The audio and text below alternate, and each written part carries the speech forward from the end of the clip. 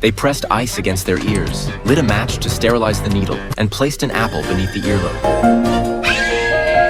With 2 sharp screams, the piercings were done, and now the 2 girls looked almost identical from the outside. To carry out their bold plan, the 2 decided to switch identities and head alone to each other's homes. But why each other's? Just 2 months ago, the pair hadn't even met. The older sister, Hallie, was from California, while the younger one, Annie, was from London. By chance, a summer camp brought the 2 strangers together, but while their faces were the same, their personalities couldn't have been more different. Hallie was lively and outgoing, while Annie was gentle and refined. At first sight, there was no warm bond between them, only annoyance and dislike. They pulled pranks on each other, turning the entire camp upside down, until the headmistress punished them by locking both of them in detention. That finally gave them the chance to sit down and really talk, and what they discovered shocked them both. How old are you? I'll be 12 on October 11th.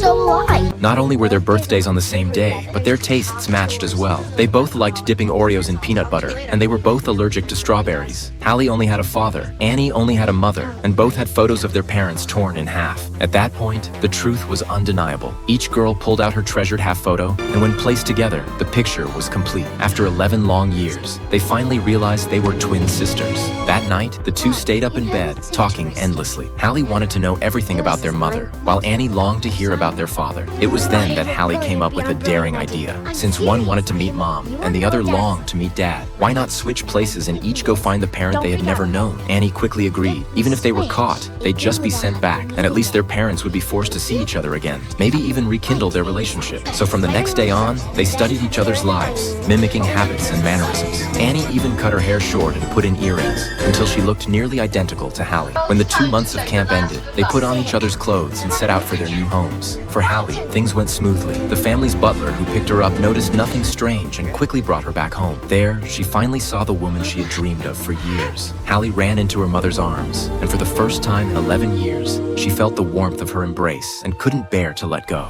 Sorry, I've missed you so much. Her mother was a bridal gown designer, and Hallie followed her to the shop to see the dresses she had created. Hallie thought to herself that if her mom wore one of these gowns, she would look absolutely stunning, but she couldn't understand. Why had her beautiful, gentle mother separated from her father in the first place? Meanwhile, Annie had just landed. From a distance, she spotted the man she had yearned to see, her father. But maybe from the excitement of meeting him for the first time, she slipped in her speech, making her father suspicious. Why do you keep saying dad at the end of every sentence? Annie explained that she just missed him too much. Luckily, her father assumed it was only the result of 2 months apart, and the 2 headed back home together. Her father owned a vineyard, and city-bred Annie was captivated by the rustic charm. But as soon as she stepped out of the car, the family's big dog smelled something was off and barked furiously at her.